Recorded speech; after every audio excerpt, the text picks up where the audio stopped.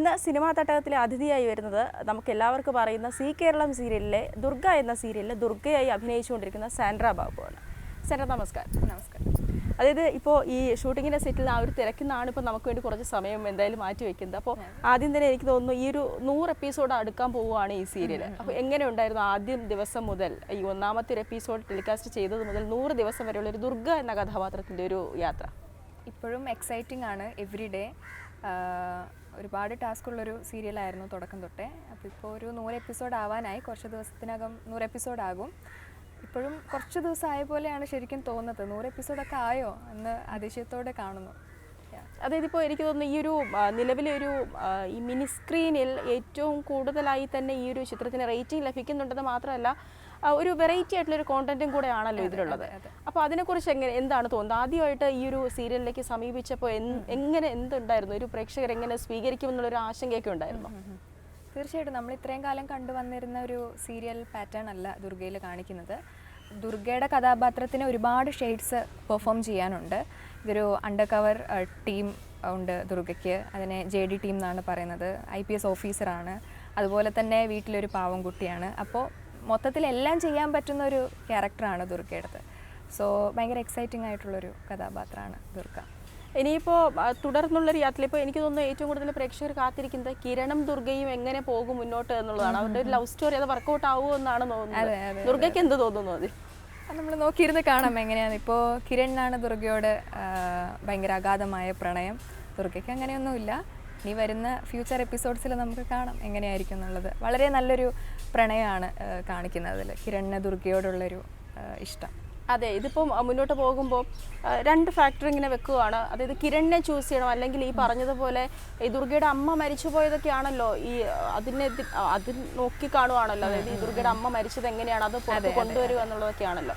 അപ്പോൾ ഇത് രണ്ടിലേതെങ്കിലും അങ്ങോട്ടുള്ളൊരു സമയത്ത് ഇതിൽ രണ്ടിലേതെങ്കിലും ഒന്ന് ചൂസ് ചെയ്യാൻ പറഞ്ഞാൽ ദുർഗയ്ക്ക് ഒരുപക്ഷെ ഏതായിരിക്കും ചൂസ് ചെയ്യുക? അയ്യോ, അങ്ങനെ ചോദിച്ചാൽ ഇപ്പോൾ ദുർഗ ജീവിക്കുന്നത് തന്നെ ദുർഗയുടെ ആ ഒരു ലക്ഷ്യത്തിന് വേണ്ടിയാണ്. ദുർഗയുടെ അമ്മ ജയശ്രീ വളരെ നല്ലൊരു പോലീസ് ഓഫീസറായിരുന്നു.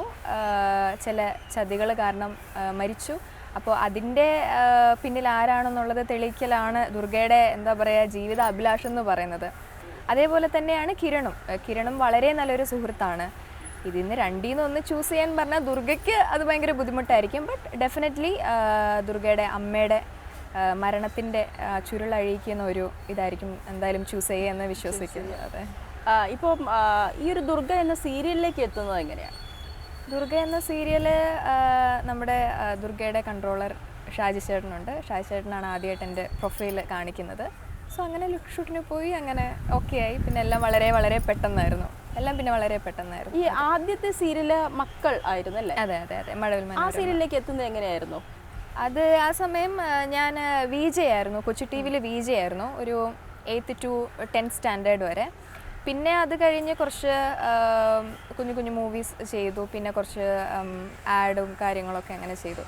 അങ്ങനെ എൻ്റെ ഫോട്ടോ കണ്ടിട്ട് ആർക്കോ ഇഷ്ടപ്പെട്ടു. അന്ന് ഒത്തിരി മുടിയൊക്കെ ഉണ്ടായിരുന്നു. അങ്ങനെ ഇഷ്ടപ്പെട്ടിട്ടാണ് ഫസ്റ്റ് ഫോട്ടോ കണ്ടിട്ടാണ് ഒരു ടീമിനെ ഇഷ്ടപ്പെടുന്നത്. അപ്പോൾ അങ്ങനെ പോയി. ആക്ച്വലി സ്ക്രീൻ ടെസ്റ്റോ ലുക്ക് ഷൂട്ടോ ഒന്നും ഉണ്ടായിരുന്നില്ല. നേരെ ഷൂട്ടിന് വരാനാണ് പറഞ്ഞത്. അപ്പോൾ ഞാൻ വിചാരിച്ചു എന്നെ ആരോ പറ്റിക്കുകയാണ്, ഏതോ ആൾക്കാർ എന്നെ വിളിച്ച് പറ്റിക്കുകയാണെന്നാണ് ഞാൻ വിചാരിച്ച് ഞാൻ ഷൂട്ടിന് വരുന്നത്. അപ്പോൾ ക്യാമറ വെക്കുന്നത് വരെ എന്നെ എല്ലാവരും പറ്റിക്കുകയെന്നാണ് ഞാൻ വിചാരിച്ചത്. കാരണം ഞാൻ അമ്മേനോട് പറയുന്നത് ഒരിക്കലും ഒരു സീരിയലൊരു മെയിൻ ലീഡിനെ ചൂസ് ചെയ്യുമ്പോൾ തീർച്ചയായിട്ടും അതിൻ്റേതായ ലുക്ക് ഷൂട്ടും കാര്യങ്ങളൊക്കെ വെച്ചിട്ട് എടുക്കുള്ളൂ. അപ്പോൾ എനിക്കതിൻ്റെ ഒന്നും ചെയ്തിട്ടില്ല, സ്ക്രീൻ ടെസ്റ്റോ കാര്യങ്ങളൊന്നും ചെയ്തിട്ടില്ല. അപ്പോൾ തീർച്ചയായിട്ടും ആരോ നമ്മളെ പറ്റിക്കുകയെന്നാണ് നമ്മൾ ഒബ്വിയസ്ലി വിശ്വസിക്കുന്നത്.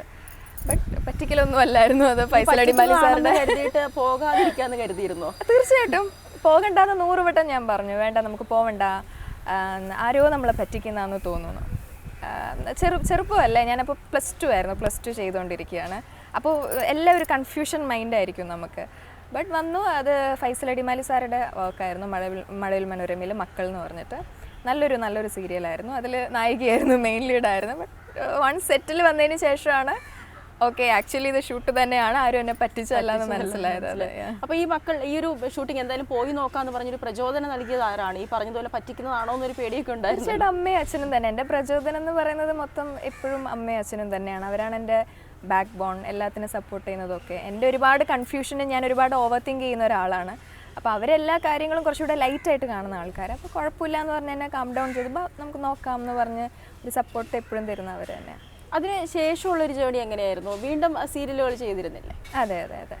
മക്കൾ കഴിഞ്ഞതിന് ശേഷം സൂര്യ ടി വിയിൽ ചോക്ലേറ്റ് എന്ന് പറഞ്ഞൊരു സീരിയൽ ചെയ്തു. അപ്പോഴായിരുന്നു എൻ്റെ തമിഴ് എൻട്രി ചെയ്യുന്നത്. തമിഴിൽ അങ്ങനെ ഒരു 3 സീരിയൽ കംപ്ലീറ്റ് ചെയ്തു. പിന്നെ മലയാളത്തിൽ സൂര്യയിൽ ചെയ്തു.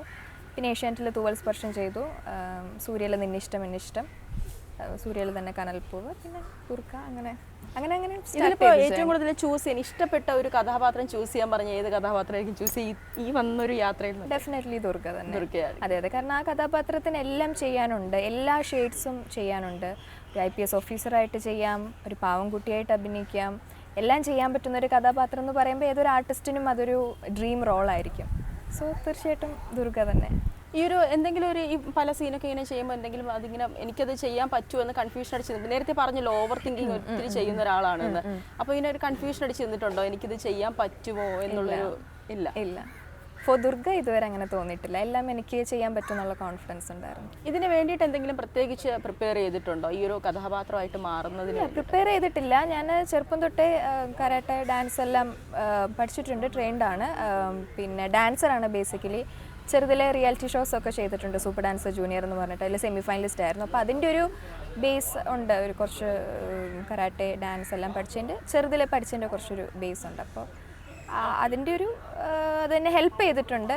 പിന്നെ എൻ്റെ അച്ഛനും ഒരുപാട് എന്നെ എന്താ പറയുക വർക്കൗട്ട് ചെയ്യിപ്പിക്കുക, കുറച്ചുകൂടെ ഫ്ലെക്സിബിൾ ആക്കാനുള്ള കാര്യങ്ങൾ ചെയ്യിപ്പിക്കുകയൊക്കെ ചെറുപ്പം തൊട്ടേ ചെയ്തു വരുമായിരുന്നു. അതിൻ്റെ ഫുൾ ക്രെഡിറ്റ്സ് എൻ്റെ അച്ഛനാണ്. സോ അല്ലാണ്ട് ദുർഗയ്ക്ക് വേണ്ടി വേറെ ഒരു പ്രത്യേകമായിട്ടുള്ള സംഭവങ്ങളൊന്നും ചെയ്തിട്ടില്ല. എല്ലാം നമ്മളപ്പോൾ ഓൺ ദ സ്പോട്ട് ചെയ്യുന്നത് തന്നെ. എങ്ങനെയുണ്ട് ഒരു പ്രൊഡക്ഷൻ ടീമിൻ്റെ ഭാഗത്തു നിന്നൊക്കെ ലഭിക്കുന്ന ഒരു സപ്പോർട്ട് എത്രത്തോളം? തീർച്ചയായിട്ടും അത് പറയാതിരിക്കാൻ പറ്റില്ല. നമ്മുടെ producer team Shenoy sir, Sanjeev ഏട്ടൻ, ജിഷ്ണു ചേട്ടൻ, 3 പേരും ഭയങ്കര സപ്പോർട്ടീവാണ്. ലൈക്ക് അതെല്ലാ പ്രൊഡക്ഷൻസിലും നമുക്ക് കിട്ടുന്നൊരു സംഭവമല്ല. നമ്മൾ ബ്രേക്ക് ഡൗൺ ആകുന്ന ഒരു മൊമെൻ്റ് ആണെങ്കിലും, ഒന്ന് ഡിസ്റ്റർബ്ഡ് ആകുന്ന മൊമെൻ്റ് ആണെങ്കിലും, എന്താ പറയുക ഡള്ളാകുന്ന മൊമെൻറ്റിലൊക്കെ എനിക്ക് എൻ്റെ ഒരു സപ്പോർട്ട് സിസ്റ്റമായിട്ട് നിന്നത് തീർച്ചയായിട്ടും ഈ പറയുന്ന പോലെ ഷാജി ചേട്ടൻ, നമ്മുടെ ഷെനായി സാർ, സഞ്ജീവ് ഏട്ടൻ, ഇവരൊക്കെയാണ് എൻ്റെ ഒരു സപ്പോർട്ടായിട്ട് എനിക്ക് സെറ്റിൽ ഉള്ളത്. അപ്പോൾ അവരുടെ ഒരു സപ്പോർട്ടാണ് എനിക്ക് എന്തെങ്കിലും ഒരു വിഷമമുള്ള എന്തെങ്കിലും ഒരു ഇൻസിഡൻറ്റ് നടന്നു കഴിഞ്ഞാൽ ഞാൻ പെട്ടെന്ന് മറക്കും. കാരണം എല്ലാം ഓക്കെയാണ്, നമുക്ക് നെക്സ്റ്റ് സീനിലേക്ക് പോകാം, മോൾ സെറ്റ് എന്ന് പറഞ്ഞിട്ട് അവർ തരുന്നൊരു കോൺഫിഡൻസ് ഉണ്ട്. സോ അത് വളരെ വലുതാണ്. അതിന് ഫുൾ താങ്ക്സ് നമ്മൾ ഷെനായി സാറിന് കൊടുക്കണം. ഈ ദുർഗയ്ക്ക് പ്രേക്ഷകരിൽ നിന്ന് ലഭിക്കുന്ന ഒരു സ്വീകാര്യത എത്രത്തോളം ഉണ്ടെന്ന് തോന്നിയിട്ടുണ്ട്? തീർച്ചയായിട്ടും എല്ലാവർക്കും വളരെ ഇഷ്ടപ്പെട്ടു എന്ന് വിശ്വസിക്കുന്നു. കാരണം വളരെ ചുരുക്കം സമയം കൊണ്ട് തന്നെ നമ്മൾ ഇപ്പോൾ ടോപ്പ് സെക്കൻഡിൽ വന്നു ദുർഗ. സോ അത് റിഫ്ലക്റ്റ് ചെയ്യുന്നത് തീർച്ചയായിട്ടും നമ്മുടെ ഒരു ഉയർച്ച തന്നെയാണെന്ന് ഞാൻ വിശ്വസിക്കുന്നു. അതേപോലെ തന്നെ ഇനിയും പ്രേക്ഷകർ അതേപോലെ കണ്ട് സപ്പോർട്ട് തന്നാൽ നമ്മൾ ഇനിയും നല്ല രീതിയിൽ മുന്നോട്ട് പോകും. ഈ അഭിനയം എന്നുള്ളൊരു മോഹം ചെറിയ പ്രായത്തിലുണ്ടായിരുന്നു? അതെ അതെ, ചെറുപ്പം തൊട്ടേ ഉണ്ടായിരുന്നു. അപ്പോൾ അതിലേക്ക് എത്തിപ്പെടാനായിട്ട് എന്താണ് ചെയ്യേണ്ടതെന്നൊക്കെ അറിയാം. പ്രത്യേകിച്ചൊരു ഇപ്പോൾ നമുക്കിപ്പോൾ ഒരു സിനിമ ബാക്ക്ഗ്രൗണ്ട് ഒന്നും ഇല്ലാതെ വരുന്ന ഒരാളാണെങ്കിൽ, അല്ലെങ്കിൽ സീരിയൽ ബാക്ക്ഗ്രൗണ്ട് ഒന്നും ഇല്ലാതെ വരുന്ന ഒരാളാണെങ്കിൽ എങ്ങനെ അതിലേക്ക് എത്തുമെന്നുള്ളൊരു കൺഫ്യൂഷൻ ഉണ്ടായിരുന്നു. അതെ അതെ അതെ, ഞാൻ ചെറുപ്പം തൊട്ടേ ഹാർഡ് വർക്ക് ചെയ്യുമായിരുന്നു. അതിന് സ്റ്റഡീസിൻ്റെ ഒപ്പം തന്നെ ഞാൻ ഈ മീഡിയ, ഞാൻ പറഞ്ഞില്ലേ VJ ആയിരുന്നു ഞാൻ ചെറുതിലെ കൊച്ചു TV-യിൽ. അപ്പോൾ ആ സമയം തൊട്ടേ 7th 8th ആ സമയം തൊട്ടേ ഞാൻ അതിനുവേണ്ടി ഹാർഡ് വർക്ക് ചെയ്യുമായിരുന്നു. സോ ഫൈനലി ഇങ്ങനെ ഒരു ഈ പറയുന്ന പോലെ ഒരു ലീഡിങ് ആക്ട്രസ് ആയിട്ടൊക്കെ എത്തിപ്പെടാൻ പറ്റുമെന്നൊരു വിശ്വാസം അതും ഉണ്ടായിരുന്നു. അതിനൊക്കെ ഏറ്റവും കൂടുതൽ ഇപ്പോൾ ഈ അച്ഛനും അമ്മയും അല്ലാതെ നോക്കുകയാണെങ്കിൽ ആരാണ് ഏറ്റവും കൂടുതൽ സപ്പോർട്ട് ചെയ്തിട്ടുള്ളത് പുറത്ത്, അല്ലെങ്കിൽ ഫ്രണ്ട്സിൻ്റെ സോണിൽ നിന്ന് ആയിക്കോട്ടെ? ആരുമില്ല, അച്ഛനും അമ്മയും മാത്രം. അച്ഛനും അമ്മയാണ് ഇത്രയും? തീർച്ചയായിട്ടും.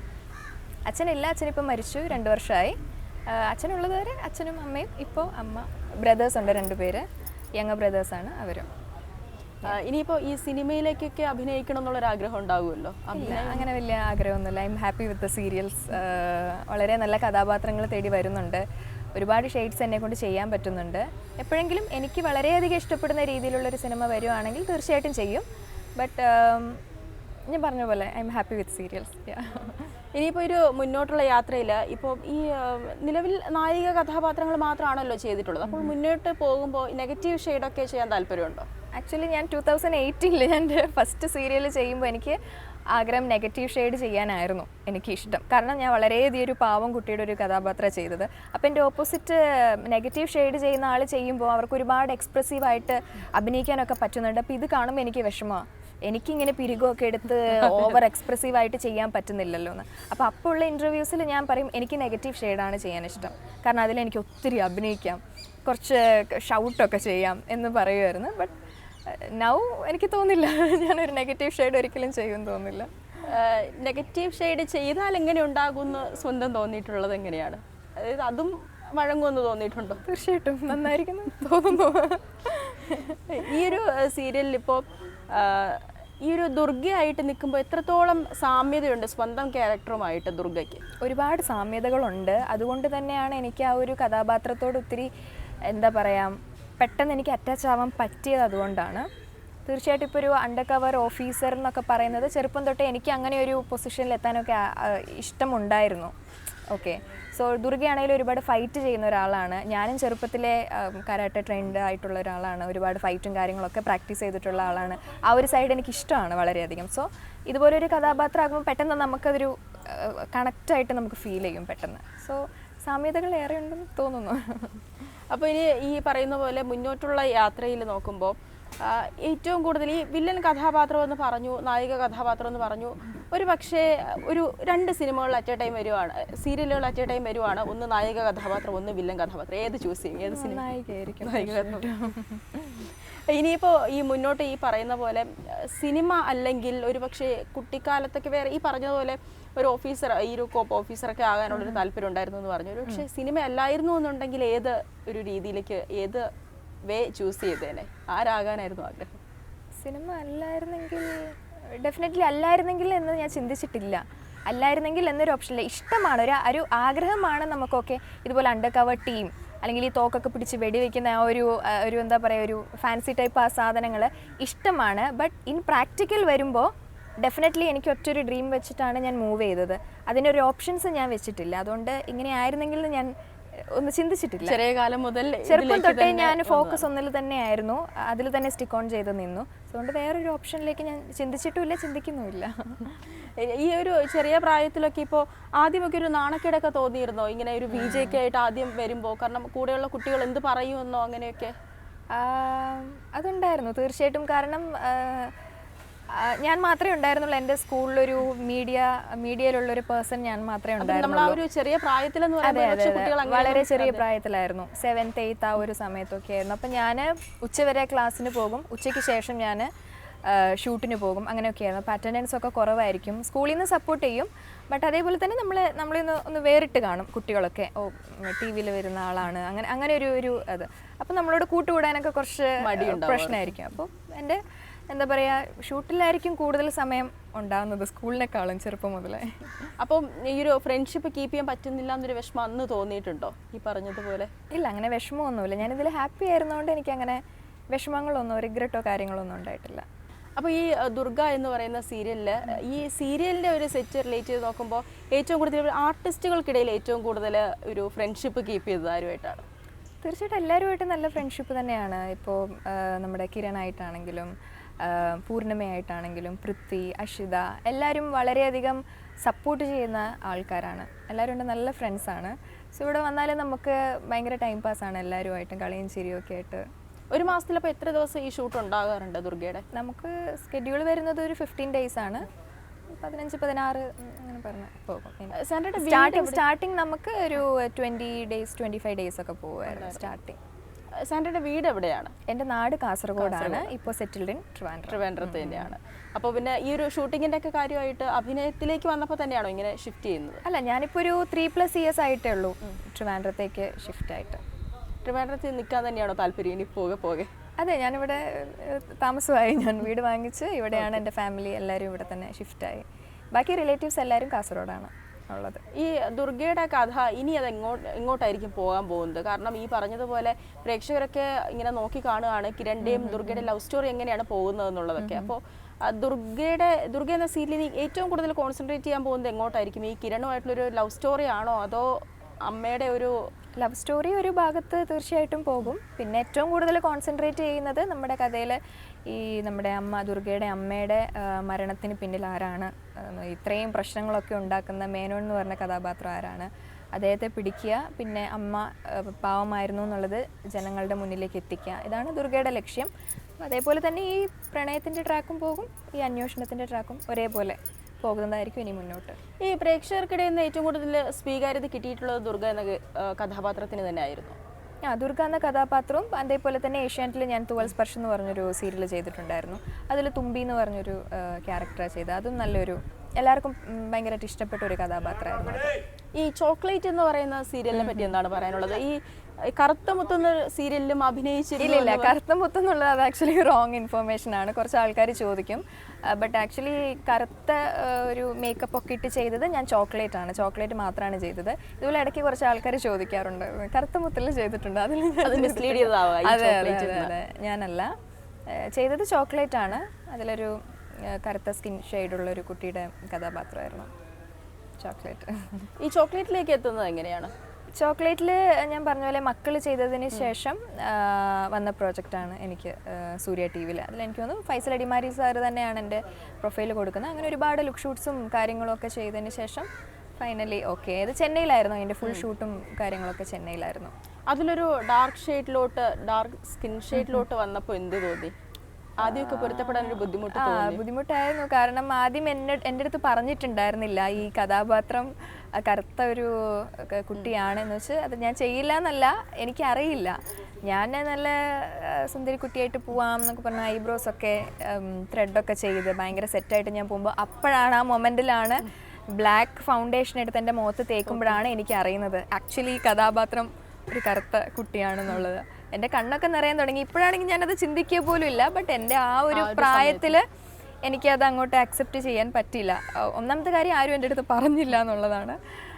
പിന്നെ ഞാൻ അത് ചെയ്ത് തുടങ്ങിയതിന് ശേഷം എനിക്ക് ഒരുപാട് ഇഷ്ടപ്പെട്ട ഒരു കഥാപാത്രമായി മാറി. ചോക്ലേറ്റ് എന്ന് പറഞ്ഞ ടൈറ്റിൽ തന്നെ അതാണ്, ചോക്ലേറ്റ് ഉണ്ടാക്കുന്ന ഒരു കുട്ടി, അതെല്ലാവർക്കും ഡിസ്ട്രിബ്യൂട്ട് ചെയ്യുന്നു. ഒരു സോഡാപുട്ടി കണ്ണാടിയൊക്കെ വെച്ച് നല്ലൊരു ക്യൂട്ടായിട്ടുള്ളൊരു ക്യാരക്ടറായിരുന്നു. ഈ ചോക്ലേറ്റ് കഴിഞ്ഞിട്ടാണോ ദുർഗയിലേക്ക് എത്തുന്നത്? അല്ലല്ല, ചോക്ലേറ്റ് കഴിഞ്ഞതിന് ശേഷം ഞാൻ തമിഴിൽ പ്രോജക്ട്സ് ചെയ്തു. അതിനുശേഷം സൂര്യയിൽ തന്നെ വേറെ പ്രോജക്റ്റ് ചെയ്തു, പിന്നെ ഏഷ്യാനെറ്റ് ചെയ്തു. ഈ തമിഴ് ലാംഗ്വേജിലേക്കൊക്കെ പോകുന്നത് എങ്ങനെയാണ്? അത് ഞാൻ ചോക്ലേറ്റ് ചെയ്യുന്ന സമയത്ത് തന്നെയായിരുന്നു. അവരുടെ സെയിം പ്രൊഡക്ഷൻ്റെ സീരിയൽ ഉണ്ടായിരുന്നു. അപ്പോൾ അതേ സീരിയൽ തന്നെ അതിലാണ് സ്റ്റാർട്ട് ചെയ്തത്. പിന്നെ അത് കഴിഞ്ഞിട്ട് വേറൊരു പ്രോജക്റ്റ് ചെയ്തു. നിലവിൽ ഇപ്പോൾ ഈ തമിഴ് സീരിയലിലേക്ക് ഓപ്പർച്യൂണിറ്റി വരുന്നുണ്ടോ? അതെ, വരുന്നുണ്ട്. ബട്ട് എനിക്കിപ്പോൾ ചെയ്യാൻ പറ്റുന്നില്ല. കാരണം നമ്മുടെ ദുർഗ പത്രേ ആയുള്ളൂ, 100 എപ്പിസോഡ് ആവാൻ പോകുന്നതേ ഉള്ളൂ. അപ്പോൾ അതിൻ്റെ വലിയൊരു തിരക്കും കാര്യങ്ങളും കഴിഞ്ഞ് ഇപ്പോൾ ഒന്ന് നമ്മുടെ സ്കെഡ്യൂളൊക്കെ ഒന്ന് പ്രോപ്പറായി വരുന്നതേ ഉള്ളൂ, തിരക്കൊക്കെ ഒന്ന് കുറഞ്ഞു വരുന്നതേ ഉള്ളൂ. സോ അതൊന്ന് ഒതുക്കിയതിന് ശേഷമേ ഒരു തമിഴ് ചെയ്യുന്നുള്ളൂ. ഈ ഒരു 15 ഡേയ്സോളം ഒരു മന്തിൽ തന്നെ ഷൂട്ടിംഗ് ഉണ്ടാവും എന്ന് പറഞ്ഞു. അപ്പോൾ ഒരു സ്കെഡ്യൂൾ എങ്ങനെയാണ്, ഡെയിലി സ്കെഡ്യൂൾ എങ്ങനെയാണ്? അതെ, നമുക്ക് ഇവിടെ ഇപ്പോൾ 1 to 15 ആണ് കോൺസെൻട്രേറ്റ് ചെയ്യുന്നത് സ്കെഡ്യൂള്. അതിൻ്റെ അകത്ത് നമ്മുടെ ഷൂട്ട് തീരും. അങ്ങനെ എന്തൊക്കെയാണ് ഹോബീസ് ആയിട്ടുള്ളത്? സാൻഡ്രയുടെ ഹോബീസാണ് ചോദിച്ചത്. ഹോബീസ് ഡാൻസ് ചെയ്യും. പിന്നെ വേറെ ഈ ഷൂട്ടിംഗ് ഇല്ലാത്ത ദിവസങ്ങളിലൊക്കെ എന്താ ചെയ്യാറ്? ഉറങ്ങും, TV കാണും, കുറേ ഓവർ തിങ്ക് ചെയ്യും, പിന്നെ ഡാൻസ് എന്തെങ്കിലും ചെയ്യും, ഫോട്ടോസ് എടുക്കാൻ ഇഷ്ടമാണ്. പിന്നെ വേറെന്താ, മ്യൂസിക് കേൾക്കാൻ ഭയങ്കര ഇഷ്ടമാണ്. അത്ര തന്നെ. യാത്രകളൊന്നും അത്ര ഇഷ്ടമല്ല. ബുക്സ് വായിക്കാൻ അത്രയൊന്നും ഇഷ്ടമല്ല. കുറച്ചൊരു ഓവർ തിങ്കിങ് ഇഷ്ടമാണ്. അത് പോസിറ്റീവായിട്ടാണോ നെഗറ്റീവായിട്ടാണോ തോന്നി ഓവർ തിങ്കിങ്?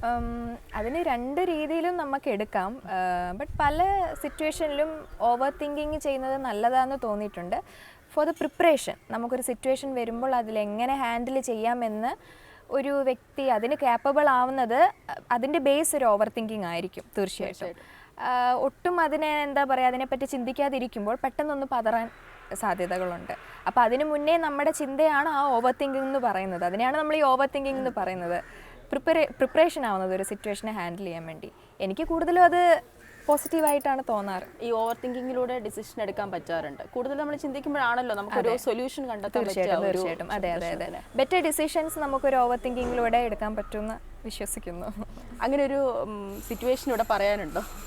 എൻ്റെ ലൈഫ് തന്നെ അങ്ങനെയാണ്. ഓവർ തിങ്കിങ്ങിലൂടെ ഞാൻ എടുക്കുന്ന ഡിസിഷൻസ് ആണ് എൻ്റെ ലൈഫ് പെർഫെക്റ്റ് ആക്കുന്നതും മുന്നോട്ട് പോകുന്നതും ഒക്കെ. അതൊരു നെഗറ്റീവിലേക്ക് കൊണ്ടെത്തിച്ചിട്ടില്ല? ഇല്ല, ഇതുവരെ എത്തിച്ചിട്ടില്ല. ഇതുവരെ. അപ്പോൾ അതിന് ഏറ്റവും കൂടുതൽ ഈ പിന്തുണ നൽകുന്നത്. അപ്പോൾ ഈ പറയുന്ന പോലെ ഓവർ തിങ്കിങ്ങിലൂടെ തന്നെ ഒരു ഡിസിഷൻ എടുത്തു വന്നിരിക്കട്ടെ, ആരോടാവുന്ന പോയി അഭിപ്രായം ചോദിച്ചാൽ എൻ്റെ അമ്മയുടെ അടുത്ത് തന്നെയായിരിക്കും. അമ്മ എൻ്റെ അടുത്ത് പറയാറുള്ളത് നീ അതിനെ കുറച്ചും കൂടെ ലൈറ്റായിട്ട് കാണാൻ പറയാറുണ്ട്. ബട്ട് എല്ലാവരും എന്താ പറയുക, ഡിഫറെൻറ്റ് കാറ്റഗറീസ് ആണല്ലോ. ഞാൻ ലൈറ്റായിട്ട് എടുക്കില്ല, കുറച്ചുകൂടെ സീരിയസ് ആയിട്ട് എടുക്കും. പെട്ടെന്ന് ടെൻസ്ഡ് ആവാറുണ്ടോ? കുറച്ച് ടെൻഷൻ പാർട്ടിയാണ് ഞാൻ. അതെ. അപ്പോൾ ഈ പെട്ടെന്ന് പുറത്താർക്കും മനസ്സിലാവില്ല. ഞാൻ അതാണ് ചോദിക്കാൻ വന്നത്. കാരണം അപ്പോൾ ഈ പെട്ടെന്ന് ടെൻഷൻ ആയി കഴിഞ്ഞാൽ സീരിയലിലേക്ക് നമ്മൾ വരുമ്പോൾ അഭിനയിച്ചുകൊണ്ട് നിൽക്കുമ്പോഴാണ് പെട്ടെന്ന് എന്തെങ്കിലും ഒരു സിറ്റുവേഷൻ മനസ്സിലാവില്ല. അതല്ലാണ്ട് ഡീൽ ചെയ്യാൻ ടെൻഷനിലാണെന്ന് ഒരാൾക്കും മനസ്സിലാവില്ല. ഓക്കെ. അപ്പോൾ ഈ സീരിയലിന് ഇപ്പോൾ നമ്മൾ ഈ പറയുന്ന പോലെ ഈ സ്വിച്ച് ഇട്ട പോലെ ആയിരിക്കുമല്ലോ ഈ കഥാപാത്രത്തിലേക്ക് മാറേണ്ടി വരിക. അതിന് ടൈം എടുക്കാറുണ്ട്. പെട്ടെന്ന് തന്നെ ഈ ഒരു ദുർഗയായിട്ട് മാറണം. ഏത് കഥാപാത്രം ആയിക്കോട്ടെ അഭിനയിച്ചിട്ടുണ്ട്. ഏത് കഥാപാത്രം ആകാം, സ്വിച്ചിട്ട പോലെ നമുക്ക് ചെയ്യാൻ പറ്റും, പ്രശ്നമില്ല. ബട്ട് ഇവിടുത്തെ പ്രശ്നം എന്താണെന്ന് വെച്ചാൽ ഇവിടെ എല്ലാവരും ചിരിപ്പിക്കും. അതാണ്, എന്തെങ്കിലുമൊക്കെ ഒരു ഫോട്ടോ കാണിച്ചോ അല്ലെങ്കിൽ എന്തെങ്കിലും ഒരു കോമിക്കൊക്കെ കാണിച്ച് നമ്മളെ പെട്ടെന്നായിരിക്കും നമ്മുടെ ക്ലോസ് ഒക്കെ എടുക്കുമ്പോൾ അപ്പുറത്തുനിന്ന് ഫോണിൽ നിന്ന് എന്തെങ്കിലുമൊക്കെ കാണിച്ചു തരും.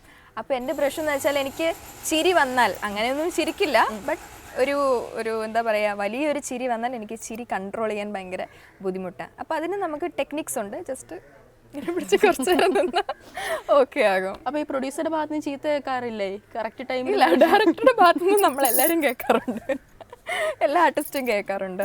നമ്മൾ യൂസ്ഡ് ആയി അതിന്.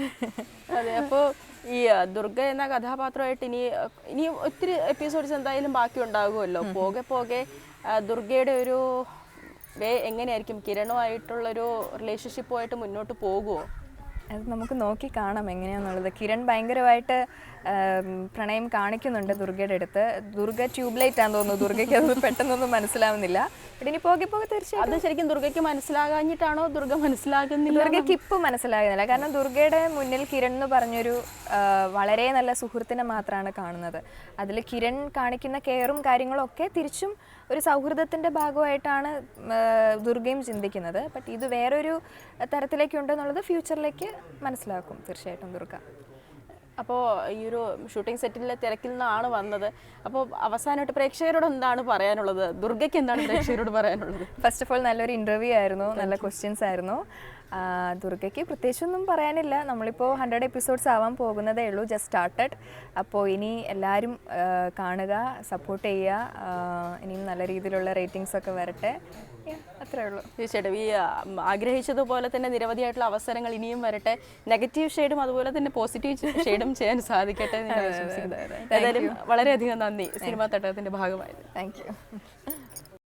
ഏറ്റവും പുതിയ വാർത്തകളും വിശേഷങ്ങളും വിരൽ തുമ്പിലറിയാൻ സീ മലയാളം ന്യൂസ് എല്ലാ ഡിജിറ്റൽ പ്ലാറ്റ്ഫോമുകളിലും ലഭ്യം.